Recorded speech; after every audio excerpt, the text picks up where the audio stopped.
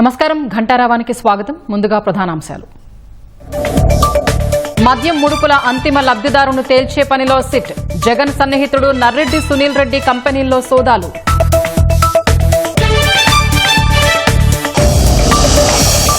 రెండో రోజు ముగిసిన ఐపీఎస్ సంజయ్ కస్టడీ. కోర్టులో హాజరుపరిచాక జైలుకు తరలింపు.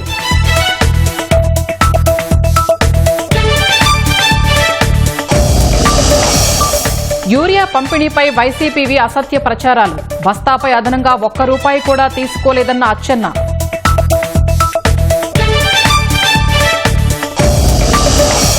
కొన్ని గంటల్లో విశాఖకు నేపాల్లో చిక్కుకున్న ఏపీ వాసులు. ప్రత్యేక విమానంలో 144 మంది పయనం.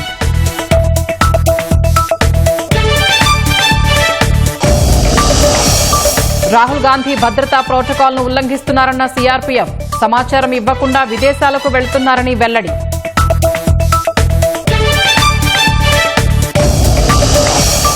జీఎస్టీ సంస్కరణలతో దిగిరానున్న ఆటోమొబైల్ వస్తువుల ధరలు. ట్రాక్టర్ల విడిభాగాలపై 18 నుంచి 5% తగ్గనున్న పన్ను భారం.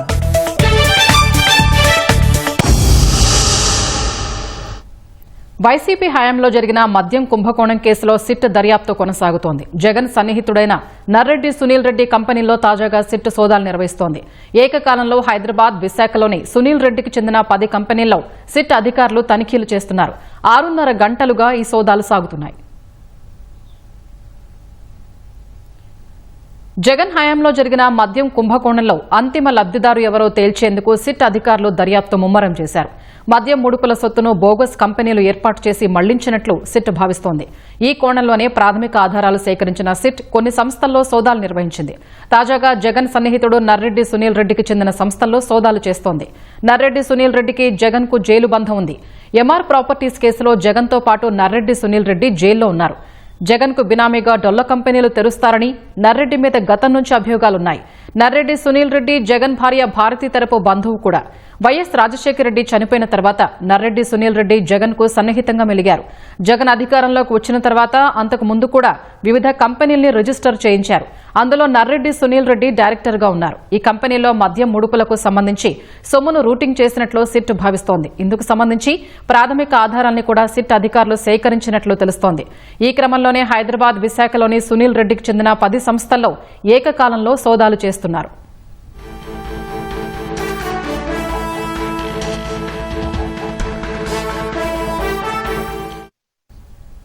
హైదరాబాద్ లో సునీల్ రెడ్డికి చెందిన 8 కంపెనీలకు 4 ప్రాంతాల్లో కార్యాలయాలు ఉన్నాయి. ఇందులోనే 8 సంస్థల కార్యకలాపాలు నిర్వహిస్తున్నారు. Banjara Hills road number 3 Sneha house, Banjara Hills road number 2 Sagar society, Katedan Rajender Nagar, Khairatabad Kamalapuri colony phase 1 లో సిట్ సోదాలు జరుగుతున్నాయి. RR global enterprises, green smart Infracon, green tech engineering systems, Shekar foundation, green tel enterprises, green cart media, Violeta furnitures, green smart journeys petrochemicals and logistics, green fuels global trading కంపెనీలు నిర్వహిస్తున్నారు. హైదరాబాద్లోని 8 సంస్థలకు చెందిన కార్యాలయాల్లో 13 బృందాలు సోదాలు చేస్తున్నట్లు సమాచారం. ఇప్పటి వరకు జరిగిన సోదాల్లో పలు కీలక డాక్యుమెంట్లను సిట్ స్వాధీనం చేసుకున్నట్లు సమాచారం.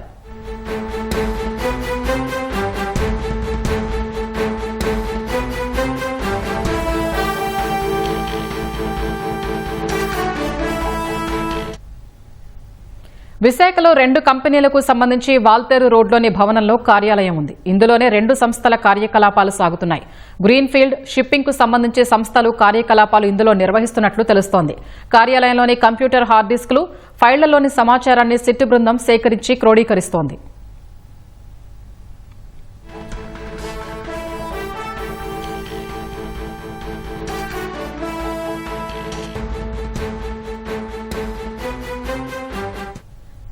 హైదరాబాద్, విశాఖలోని సంస్థల్లో సేకరించిన సమాచారాన్ని సిట్ అధికారులు ఎప్పటికప్పుడు సమన్వయం చేసుకుంటున్నారు. మద్యం ముడుపుల సొమ్ము తరలింపునకు సంబంధించిన వివరాల్ని రాబడుతున్నారు. అంతిమ లబ్ధిదారును తేల్చే పనిలో నిమగ్నమయ్యారు. ఈ సోదాలో లభించిన సమాచారం ఆధారంగా మద్యం ముడుపుల కేసులో మరికొందరు పేర్లు తెరపైకి వచ్చే అవకాశం ఉందని తెలుస్తోంది.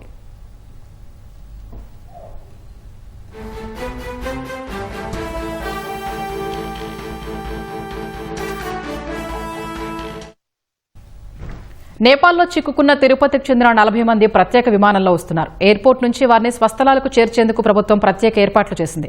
మరింత సమాచారం మా ప్రతినిధి నారాయణప్ప ప్రత్యక్ష ప్రసారం ద్వారా అందిస్తారు.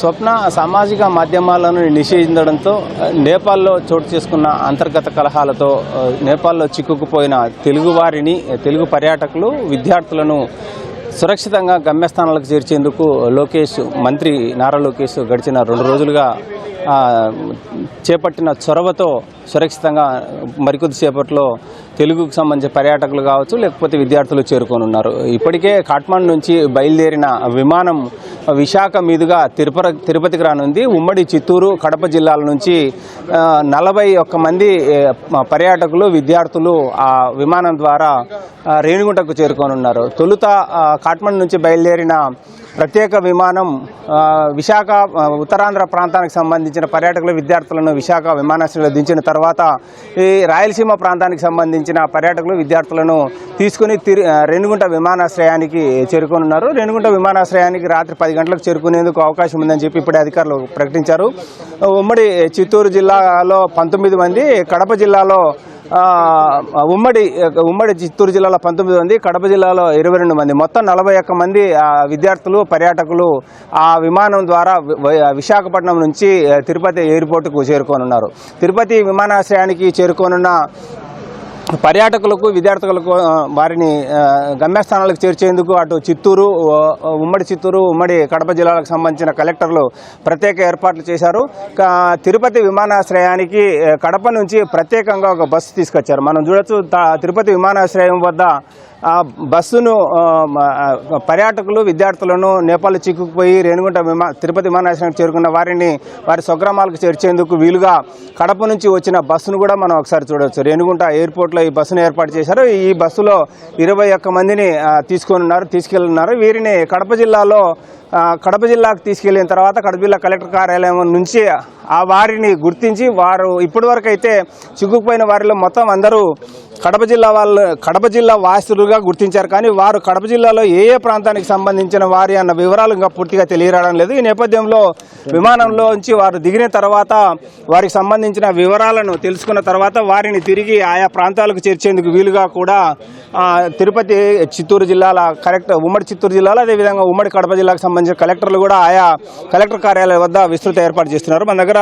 కడప నుంచి వచ్చిన అధికారులు ఉన్నారు. వారిని అడిగి మన తెలుస్తుంది, ఎంతమంది ఉన్నారు కడప జిల్లా నుంచి, వారిని ఎలా మీరు గమ్యస్థానాలకు చేర్చేందుకు చర్య చేపడుతున్నారు? కడప నుంచి 22 మెంబర్స్ ఉన్నారండి. కలెక్టర్ గారి ఆదేశాలతో ఆ 22 మెంబర్స్ను ఒక బస్సు అరేంజ్ చేశాము. ఆ బస్సు ద్వారా అక్కడ తీసుకుని అక్కడ నుంచి మరి వాళ్ళ గమ్యస్థానాలు తీసుకోవడానికి అక్కడ కూడా కార్లు అరేంజ్ చేసామండి. అక్కడ తీసుకుంటాం. వాళ్ళకి ఏ విధమైన లోటుపాట్లు కలగకుండా అన్ని జాగ్రత్త తీసుకోవడానికి రెవెన్యూ డిపార్ట్మెంట్ వాళ్ళు ఉన్నారు, తర్వాత ఆర్టీసీ వాళ్ళు ఉన్నారు, ట్రాన్స్పోర్ట్ డిపార్ట్మెంట్ తరఫున ఉన్నాము. మా డిటీసీ గారి యొక్క ఆదేశాలతో మేము ఇవన్నీ ఏర్పాట్లు చేసామండి. దానికి కలెక్టర్ గారు మొత్తం ఇన్స్ట్రక్షన్ ఇచ్చి ఉన్నారు, ఏ విధంగా ఏ డిపార్ట్మెంట్లో ఏం చేయాలని. ఆ విధంగా రియాక్ట్ చేస్తున్నామండి. వాళ్ళకి ఎంత రాత్రి అయినా కూడా వాళ్ళ గమ్యస్థానం సురక్షితంగా చేర్చే బాధ్యతను అందరి అధికారులు తీసుకుంటారు. సో ఇది గడిచిన 3 రోజులుగా నేపాల్లో చోటు చేసుకున్న అంతర్గత కలహాలతో తీవ్ర ఆందోళనకు గురయ్యి సొంత గ్రామాలకు, సొంత ప్రాంతానికి వెళ్తామో లేదో అన్న ఆందోళనలో ఇబ్బందులు ఎదుర్కొంటున్న తెలుగువారిని అందరినీ ఆయా ప్రాంతాలకు చేర్చేందుకు మంత్రి నారా లోకేష్ తీసుకున్న చొరవతో వారందరూ క్షేమంగా ఈ ప్రాంతానికి చేరుకుంటున్నారు. ఈ నేపథ్యంలోనే ఉమ్మడి చిత్తూరు జిల్లాను, ఉమ్మడి కడప జిల్లాకు సంబంధించిన పర్యాటకులు, విద్యార్థులు తిరుపతి విమానాశ్రయానికి చేరుకునే సమయానికి వారికి స్వాగతం పలికేందుకు మంత్రి దేవాదాయ శాఖ మంత్రి ఆనం రామనారాయణ రెడ్డి, చిత్తూరు జిల్లా ఇన్ఛార్జి అనగాని సత్యప్రసాద్, అదేవిధంగా స్థానిక శాసనసభ్యులందరూ కూడా రేణిగుంట విమానాశ్రయానికి చేరుకున్నారు. మరోవైపు గడిచిన 2 రోజులుగా తీవ్ర ఇబ్బందులు ఎదుర్కొంటూ భయాందోళన మధ్య ఉన్న భక్తులకు, పర్యాటకులు, అదేవిధంగా విద్యార్థులకు ఇబ్బంది లేకోకుండా వారికి స్వాతంత్రం చేకూర్చే లక్ష్యంతో మంత్రి ఆనం రామనారాయణ రెడ్డి సూచనల మేరకు తిరుపతి, శ్రీకాళహస్తికి సంబంధించిన అటు తిరుమల శ్రీవారి లడ్డు ప్రసాదం, అదేవిధంగా వడ, అదేవిధంగా శ్రీకాళహస్తికి సంబంధించి లడ్డు, అదేవిధంగా పులిహోర ప్రసాదాలను వారికి అందజేయాలని చెప్పి కూడా ఆయన ఆదేశాలు జారీ చేసిన నేపథ్యంలో అందుకు అనుగుణంగా తిరుపతి విమానాశ్రయానికి తిరుపతి శ్రీవారి లడ్డు, వడ, అదేవిధంగా శ్రీకాళహస్తి నుంచి లడ్డు, పులిహోరను తీసుకొచ్చి విమానంలో నేపాల్ నుంచి తిరిగి సొంత గ్రామాలకు వెళ్లే వారికి అందజేసేందుకు అవసరమైన అన్ని ఏర్పాటు చేశారు. కొద్దిసేపట్లో కలెక్టర్ ఈ ప్రాంతానికి చేరుకోనున్నారు. రేణిగుంట తిరుపతి విమానాశ్రయానికి చేరుకునే పర్యాటకులకు, విద్యార్థులకు ఏ విధమైన ఇబ్బంది లేకోకుండా వారికి అవసరమైన ఆహార సదుపాయాలు కూడా కల్పించేందుకు ఏర్పాటు చేస్తున్నారు. ఇది ఇక్కడున్న తాజా పరిస్థితి. ఓవర్ టు స్టూడియో స్వప్న. ధన్యవాదాలు నారాయణప్ప. మానస సరోవరం యాత్రకు వెళ్లి చిక్కుకున్న తమను సొంతోళ్లకు చేర్చాలని వేడుకుంటూ 21 మంది తెలుగు యాత్రికులు వీడియో విడుదల చేశారు. చైనా సరిహద్దుల్లో దిక్కుతోచని స్థితిలో ఉన్నామంటూ ఆవేదన వ్యక్తం చేశారు. ఈ నెల 2న విశాఖ నుంచి మానస సరోవరం వెళ్లినట్లు చెప్పారు. నేపాల్లో అల్లర్ల దృష్ట్యా చైనా సరిహద్దులో తమను టూర్ ఆపరేటర్ నిలిపివేశారని వాపోయారు. ప్రభుత్వం వెంటనే స్పందించి స్వగ్రామాలకు తీసుకురావాలని అభ్యర్థించారు. విశాఖపట్నానికి చెందిన వాళ్ళమే కైలాస మానస సరోవర యాత్ర కోసం వచ్చి కైలాస మానస సరోవర యాత్ర సంపూర్ణం అయిపోయి దగ్గర చైనా బోర్డర్ లో ఉన్నామండి. మేము నేపాల్లోకి ప్రవేశించడానికి పర్మిషన్ లేదని ఈ ట్రావెల్స్ వాళ్ళు అంటున్నారు. దయచేసి మన ఆంధ్రప్రదేశ్ ముఖ్యమంత్రి గారైన నారా చంద్రబాబు నాయుడు గారు, లోకేష్ గారు, మా విశాఖపట్నం ఎంపీ అయిన భరత్ గారు అందరూ మమ్మల్ని సురక్షితంగా విశాఖపట్నానికి మమ్మల్ని చేరుస్తారని మేము కోరుకుంటున్నాం. మేము తిరుపతి నుంచి వచ్చిండామండి. మానస సరోవర యాత్రకు వచ్చినాము. దర్శనం బాగా అయింది. చైనా పరిధిలో ఉంటాం మేము ఇప్పుడు. చైనా వాళ్ళు నేపాల్ వాళ్ళు అనుమతి లేదు. ఆ అనుమతి ప్రధానించమని ఆంధ్రప్రదేశ్ ముఖ్యమంత్రి గారిని కోరుకుంటున్నాను. ఈరోజు విశాఖపట్నం నుండి 8 మంది మానస సరోవర యాత్రకు రావడం జరిగింది. అలాగే తిరుపతి నుండి, విజయవాడ నుండి, హైదరాబాద్ నుండి కూడా 21 మంది టోటల్ గా మన ఆంధ్రప్రదేశ్ నుండి రావడం జరిగినప్పుడు కూడా యాత్ర అయితే సంపూర్ణంగా పూర్తి చేసుకున్నాం. ఏదైతే నేపాల్ నుండి గొడవలు జరుగుతున్నాయని మరుక్షణమే శ్రీభర్త గారి పిఏ గారికి మెసేజ్ పెట్టడం జరిగింది. అలాగే రామ్మోహన్ నాయుడు గారు సెంట్రల్ మినిస్టర్ గారికి కూడా మెసేజ్ పెట్టడంతో వెంటనే స్పందించి మా దగ్గర నుండి ఉన్న వీసా నెంబర్లు అలాగే ప్రతి ఒక్కరి పేర్లు అన్ని కూడా ఇవ్వడం జరిగింది. అయితే స్టేట్ గవర్నమెంట్ ఏ విధంగా అయితే రెస్పాండ్ అయిందో అదే విధంగా ఇక్కడైతే మటుకు టిబెట్ గవర్నమెంట్ అలా చైనా గవర్నమెంట్ అయితే మటుకు ఆ అనుకూలంగా ఆయన పరిస్థితిలో లేదు. మా పరిస్థితులు కొద్దిగా మీరు అనుకూలంగా చేసేటట్టు చూడాలని ఆంధ్రప్రదేశ్ గవర్నమెంట్ కోరుతూ సెలవు తీసుకుంది. యూరియాలో 250 కోట్ల మేర అవినీతి జరిగిందంటూ వైసీపీ అధ్యక్షుడు జగన్ అసత్యాలు వల్లెవేస్తున్నారని మంత్రి అచ్చెన్నాయుడు మండిపడ్డారు. బస్తాను 300 నుంచి 500కు విక్రయిస్తున్నారని అబద్దాలు చెప్పడం దారుణమన్నారు. రైతులకు యూరియా ఇవ్వలేకపోయామని సాక్షిలో కథనాలు వండి వారుస్తున్నారని ఆక్షేపించారు. రైతు సేవా కేంద్రాల్లో యూరియా బస్తాపై అదనంగా ₹1 కూడా తీసుకోలేదన్నారు. ప్రస్తుతం ఎక్కడా యూరియా పంపిణీలో సమస్య లేదన్నారు. సీఎం చంద్రబాబు, పవన్ కళ్యాణ్తో పాటు తనను దూషించడం జగన్ కుటిల మనస్తత్వానికి నిదర్శనమని విమర్శించారు. గురించి మాట్లాడే నైతిక హక్కు నీకెక్కడుందని చెప్పి ఈ సందర్భంగా తెలియచేస్తున్నాను. 5 సంవత్సరాలు మాట్లాడితే నా హయాంలో ఒక్క రైతైనా రోడ్డు మీదకి వచ్చాడా అని చెప్పి మాట్లాడుతున్నా. నేను సూటిగా అడుగుతున్నాను, నువ్వు పరిపాలించినటువంటి 5 సంవత్సరాలు 2019 నుంచి 24 వరకు ఈ రాష్ట్రంలో ప్రజాస్వామ్యం అసలు ఉందా? ఎవరైనా సరే బయటకు వచ్చి మాట్లాడే అవకాశం నువ్వు కల్పించావా? మాలాంటి పార్టీకి, మాలాంటి నాయకులకు కూడా కనీసం నోరు విప్పి మాట్లాడే అవకాశం లేకుండా చేసి మా ప్రభుత్వంలో ఒక్కసారైనా సరే రైతులు రోడ్డు మీదకి వచ్చారని నిస్సిగ్గుగా నువ్వు మాట్లాడుతుంటే ఈరోజు ఆశ్చర్యం కలుగుతుంది. రాష్ట్రాన్ని కరువు రహితంగా మార్చేందుకు సీఎం చంద్రబాబు కృతనిశ్చయంతో ఉన్నారని మంత్రి నిమ్మల రామానాయుడు అన్నారు. నీటి నిర్వహణపై ఉండవల్లి క్యాంపు కార్యాలయంలో సీఎం చంద్రబాబు నిర్వహించిన సమీక్షలో మంత్రి రామానాయుడు పాల్గొన్నారు. వైసీపీ హయాంలో ఎత్తిపోతల పథకాల మరమ్మతులకు ₹1 ఖర్చు చేయకపోవడం వల్ల మూలన పడ్డాయన్నారు. తుంగభద్ర, శ్రీశైలం కాటన్ బ్యారేజీ మరమ్మతు పనులు త్వరగా పూర్తి చేయాలని, 2026 జూన్కి వెలుగొండ పూర్తి చేసేలా యాక్షన్ ప్లాన్ సిద్దం చేయాలని చంద్రబాబు ఆదేశించారన్నారు.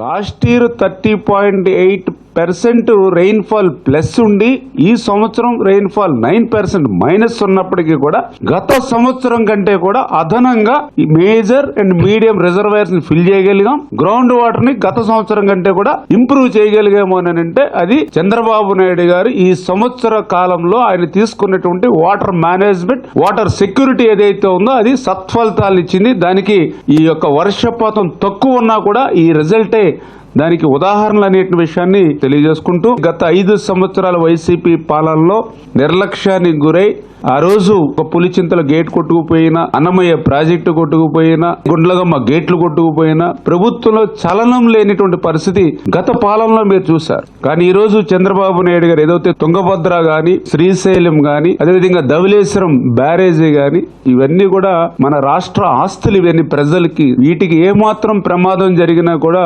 ఆంధ్రప్రదేశ్ రాష్ట్ర వ్యవసాయ రంగమే అతలాకుతలమైపోయేటువంటి పరిస్థితి. అందుచేతనే ఈరోజు గత ప్రభుత్వం మాదిరిగా కాకుండా వీటికి ప్రాధాన్యత ఇచ్చి ఏదైతే తుంగభద్ర ప్రాజెక్టుకి సంబంధించి 33 గేట్లు ఉన్నాయో వాటన్నిటికీ కూడా ఆల్రెడీ 52 కోట్ల రూపాయలు నిధులు మనం మంజూరు చేసి ఉన్నాం. శ్రీశైలం ప్రాజెక్టుకి సంబంధించి గ్రౌటింగ్ కానీ, అదేవిధంగా లెఫ్ట్ అండ్ రైట్ ఫ్లాంక్స్ కి సంబంధించి స్ట్రెంగ్థనింగ్ కానీ, అప్రోచ్ రోడ్ డ్యామ్ కి ఇవన్నీ కలిపి 209 కోట్ల రూపాయలు నిధులు మంజూరు చేసి ఇవి కూడా వచ్చే వర్షాకాలం నాటికి పూర్తి చేసి మరి ఈ వర్క్స్ కూడా మరి కంప్లీట్ చేయమని చెప్పేసి కూడా చంద్రబాబు నాయుడు గారు కూడా ఆదేశించడం జరిగిందని.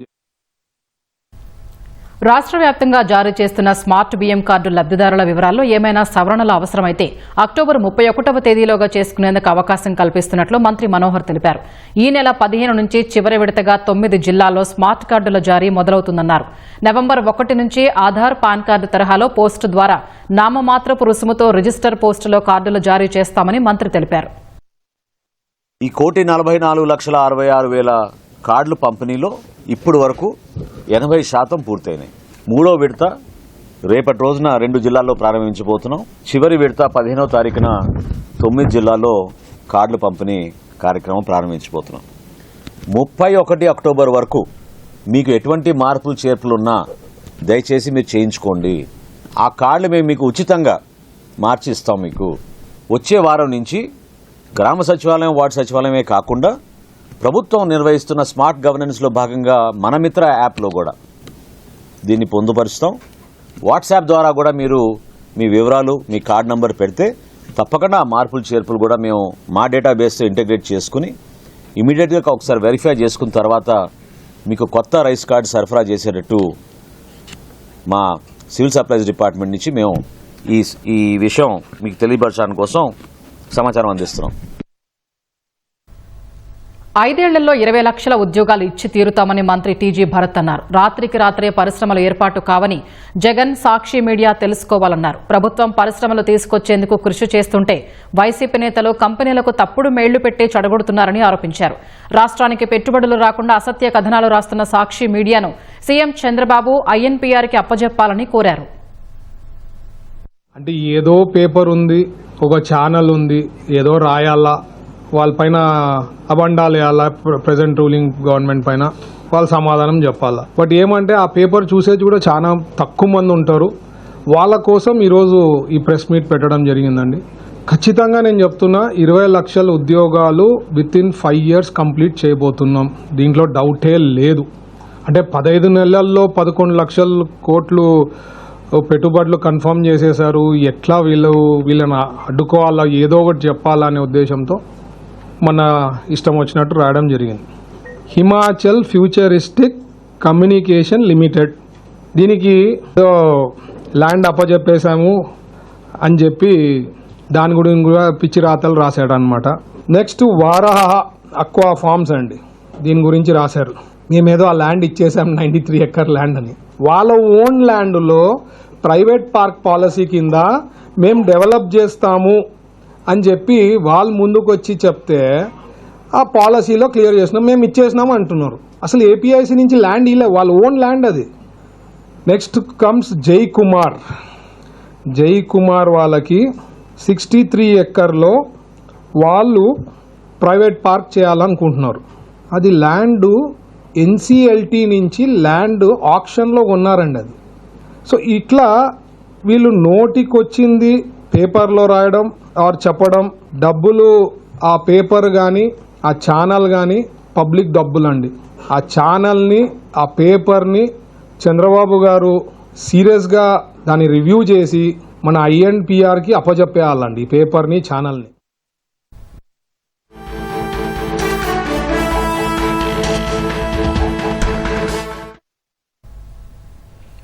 ఐపీఎస్ అధికారి సంజయ్ 2 రోజుల కస్టడీ ముగిసింది. మరింత సమాచారం మా ప్రతినిధి జయప్రకాష్ అందిస్తారు. జయప్రకాష్, ఐపీఎస్ అధికారి సంజయ్ 2 రోజుల కస్టడీకి సంబంధించి వివరాలేంటి? స్వప్న, కొద్దిసేపటి కిందటే ఐపీఎస్ సంజయ్ ని విజయవాడ జిల్లా జైలు అధికారులకు ఏసీబీ అధికారులు అప్పగించారు. 2 రోజుల పాటు కస్టడీ నేటితోటి ముగిసింది. ఈ రోజు ఉదయం 8:30 గంటల ప్రాంతంలో జైలు నుంచి కస్టడీలోకి తీసుకున్న ఏసీబీ అధికారులు గొల్లపూడి ఏసీబీ కార్యాలయంలో విచారించారు. దాదాపు ఈ రోజు కూడా ఆయన చాలా ప్రశ్నలు దాటవేసే ప్రయత్నం చేశారు. కొన్ని ప్రశ్నలకు పొడిపొడిగా సమాధానం చెప్పినట్టు మనకి తెలుస్తుంది. అయితే ముఖ్యంగా ఇందులో ఈ 2 కంపెనీలు సౌత్రికా టెక్నాలజీస్ అదేవిధంగా క్రిట్రాప్ టెక్నాలజీస్ ఈ 2 కంపెనీలకి సంబంధించి కాంట్రాక్ట్ ఏ నిబంధనల మేరకు ఇచ్చారు, గతంలో వాళ్ళ పురోగతి చూసి ఇచ్చారా, లేదంటే వాళ్ళు ఏ రకమైన పనులు చేశారు, ఎందుకు కట్టబెట్టారు, పనులు పూర్తి చేయకుండానే వాళ్ళ బిల్లులు ఎందుకు మంజూరు చేశారు, అదేవిధంగా బిల్లులు వెంటనే మంజూరు చేయాలని కింది స్థాయి సిబ్బందికి ఎందుకు ఒత్తిడి తీసుకొచ్చారు అని సంజయ్ ని ప్రశ్నించారని సమాచారం. దానికి చాలా వరకు నిబంధనల ప్రకారమే బిల్లులు చెల్లించామని తెలిసినట్టు మనకి తెలుస్తుంది. అదేవిధంగా కొన్ని పూర్తి ఆధారాలు చూపించిన తర్వాత ఆయన మిన్నకుండిపోవటం, మౌనంగా ఉండిపోవటం, సమాధానం చెప్పకుండా నీళ్లు నమ్మటం అలాగా చేశారని తెలుస్తుంది. మొత్తం మీద కొంత సమాచారం రాబట్టినప్పటికీ ఇందులో పూర్తి స్థాయిలో సమాచారం రాలేదు. అయితే కొంత కీలక సమాచారం రాబట్టారు అని మనకి తెలుస్తుంది. ఈ 2 రోజులు ఉదయం 8 గంటల నుంచి సాయంత్రం 6 గంటల వరకు సమయం ఇచ్చారు. ఈ రోజు 4 గంటల వరకు విచారించిన ఏసీబీ అధికారులు విజయవాడ జీజీహెచ్ లో వైద్య పరీక్షలు చేయించి అనంతరం ఏసీబీ కోర్టుకి తీసుకొని వచ్చారు. ఏసీబీ కోర్టులో న్యాయమూర్తి ముందు హాజరుపరిచారు. సాధారణంగా విచారణలో ఎటువంటి ఇబ్బందులు ఉంటే న్యాయమూర్తి అడుగుతారు. అడిగిన తర్వాత మళ్ళీ జిల్లా జైలుకి తరలించారు. ఈ 2 రోజులు విషయాల్లో చూసుకున్నట్లయితే గతంలో లాగే వ్యవహరించిన ఏసీబీ అధికారులు గతం కన్నా కొంత సమాచారం రాబట్టినట్టు తెలుస్తుంది. మొత్తం 1.5 కోట్ల ప్రభుత్వ నిధుల దుర్వినియోగానికి సంబంధించి కేసు నమోదు చేశారు. అనంతరం ఇప్పుడు ప్రధాన నిందితుడిగా ఉన్న సంజయ్ ను అరెస్ట్ చేశారు. అనంతరం కంపెనీ ప్రతినిధుల పైన చర్యలు చేపడతారా, లేదంటే వాళ్ళని విచారిస్తారా, ఎలాగా అనే విషయాలు మళ్ళీ ఏసీబీ ఇప్పుడు వచ్చినటువంటి ఈ విచారణ తర్వాత వచ్చినటువంటి సమాచారం ఆధారంగా వాళ్లకు ఉన్నటువంటి ఆధారాలను వాటి అన్నింటినీ క్రోడీకరించుకొని ఉన్నతాధికారుల ఆదేశం మేరకు ఈ కేసులో ముందుకెళ్లేందుకు ఏసీబీ అధికారులు సిద్ధమవుతూ ఉన్నారు. అయితే ఇందులో మాత్రం మేజర్ గా ఇప్పుడు ఉన్నటువంటి సమాచారం ప్రకారంగా సంజయ్ ఆదేశాల మేరకే బిల్లులు చెల్లించారని తెలుస్తుంది. అయితే ఆ కంపెనీకి సంజయ్ కి ఉన్నటువంటి సంబంధాలు ఏంటి అనేది నెగ్గు తేలాల్సి ఉంది. అందులో 2 కంపెనీలు ఒకే చోట ఉండటం, ఒక కంపెనీ అసలు దాని పేరు ఎక్కడా లేకుండానే కేవలం పేపర్ల మీదే దాని పేరు చూపించినట్టు ఏసీబీ ప్రాథమికంగా నిర్ధారించింది. అటువంటి కంపెనీకి ఎందుకు కట్టబెట్టాల్సి వచ్చింది, అదేవిధంగా హైదరాబాద్ లో గాని ఇతర ప్రాంతాల్లో గాని వాళ్ళు గతంలో ఎటువంటి విధులు నిర్వహించారు అనే విషయాలన్నింటినీ కూడా ఆరా తీయనున్నారు ఏసీబీ అధికారులు. మొత్తం మీద ఈ 1.5 కోట్ల కంపెనీ నుంచి ఎక్కడికైనా వెళ్ళాయా, లేకపోతే కంపెనీ ప్రతినిధులు నుంచి నగదు రూపంలో ఎవరికైనా ఇచ్చారా అనే విషయాలన్నింటినీ ఆరా తీసే పనిలో ఇటు ఏసీబీ అధికారులు ఉన్నారు. అయితే ఈ 2 రోజులు విచారణ అనంతరం తదుపరి చర్యలు ఉన్నతాధికారుల మేరకు తదుపరి చర్యలు తీసుకుంటామని ఏసీబీ అధికారులు అయితే చెప్తూ ఉన్నారు. ప్రస్తుతం విజయవాడ జిల్లా జైలుకి మళ్ళీ జ్యుడిషియల్ రిమాండ్ కి సంజయ్ ని తరలించారు. స్వప్న. ధన్యవాదాలు జయప్రకాష్.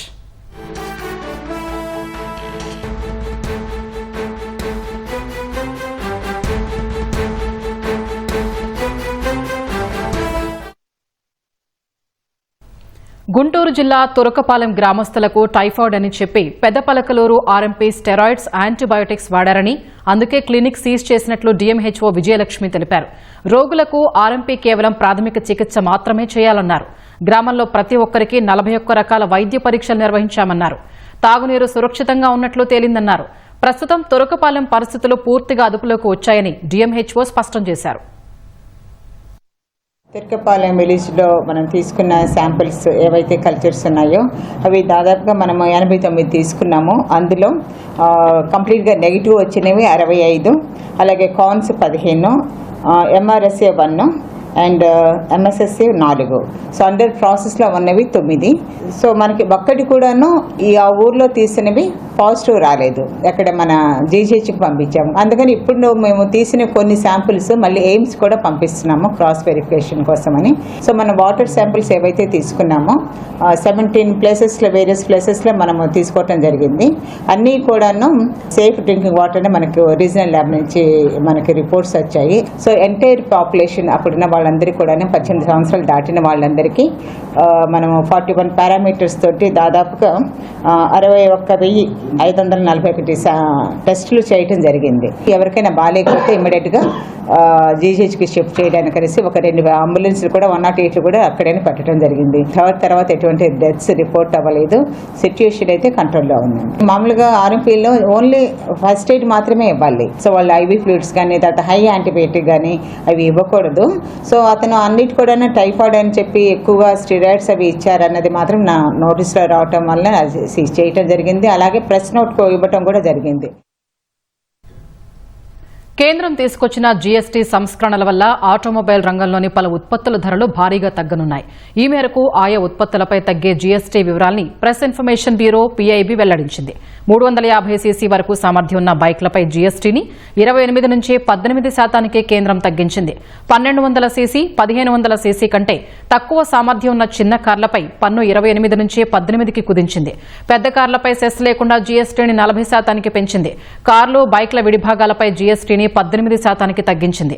అలాగే 1800 సీసీ కంటే తక్కువ సామర్థ్యం ఉన్న ట్రాక్టర్లపై జీఎస్టీని 12 నుంచి 5% తగ్గించింది.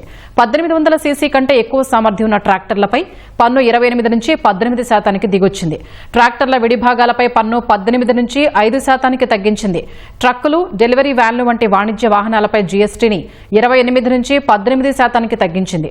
10 మంది కంటే ఎక్కువ సిట్టింగ్ కెపాసిటీ ఉన్న బస్సులపై జీఎస్టీని 28 నుంచి 18% కేంద్రం తగ్గించింది. ఈ చర్యల వల్ల ఆటోమొబైల్ రంగంలో ఆవిష్కరణల్ని ప్రోత్సహించడం, MSME భాగస్వామ్యాన్ని పెంపొందిస్తాయని కేంద్రం పేర్కొంది. దేశీయంగా డిమాండ్ పెంపు, ఉద్యోగ సృష్టి జరుగుతుందని వెల్లడించింది.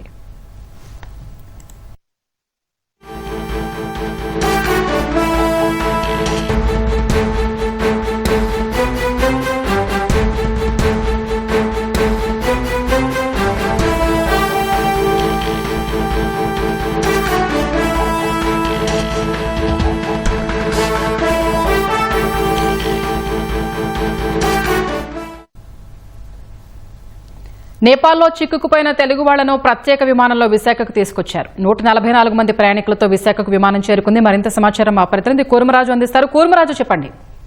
స్వప్న, కాఠ్మండూలో చిక్కుకున్న తెలుగు వారిని క్షేమంగా రాష్ట్రానికి రప్పించేందుకు మంత్రి లోకేష్ గత 2 రోజులుగా RTGS ద్వారా మొత్తం భారత ప్రభుత్వంతో అలాగే కాఠ్మండు అధికారులతోనేమో జరిపిన మంతనాలు ఎట్టకేలకు ఫలించాయి. వారందరినీ కూడాను ప్రత్యేక విమానంలో కాఠ్మండు నుంచి విశాఖపట్నం తీసుకొచ్చి 144 మంది ప్రయాణికులతో విమానం చేరుకుంది. విశాఖపట్నం చేరుకుంది. వారిని స్వాగతం పలికి కొంతసేపు సేద తీరేందుకు అధికారులు విమానాశ్రయం లాంజ్ లోనే ప్రత్యేకమైన ఏర్పాట్లు చేశారు. వారందరి నుంచి మొత్తం లెక్క వారందరూ తీసుకున్న తర్వాత ఈ 40 మంది ప్రయాణికులు తిరిగి తిరుపతి తీసుకువెళ్ళడానికేమో ఏర్పాట్లు చేశారు. దానికి అనుగుణంగానే ఇక్కడ అధికార యంత్రాంగం జిల్లా కలెక్టర్ MN హరేంద్ర ప్రసాద్, అలాగే నగర పోలీస్ కమిషనర్ శంకబ్రత బాగ్చి, తెలుగుదేశం రాష్ట్ర అధ్యక్షుడు పల్లా శ్రీనివాసు, ఎమ్మెల్యేలు MP శ్రీభరత్ వీరందరూ కూడాను విశాఖ విమానాశ్రయం చేరుకుని వారికి ఆ ప్రయాణికులకి స్వాగతం పలకడానికేమో సిద్ధంగా ఉన్నారు. వారందరూ ఇంకా విమానం ఇప్పుడే ల్యాండ్ అయింది. వారంతా ఇంకా రావాలి. లాంజ్ లోకి వచ్చిన తర్వాత కానీ వాళ్ళు మొత్తం సెక్యూరిటీ చెక్స్ అన్ని పూర్తి చేసుకుని బయటకు వచ్చేందుకు ఇంకా సమయం పడుతుంది. దీనికోసం అధికార యంత్రాంగం అలాగే వారి బంధువులు కూడా కొంతమంది విమానాశ్రయానికి చేరుకోవడం జరిగింది. స్వప్న, ధన్యవాదాలు కూర్మరాజు.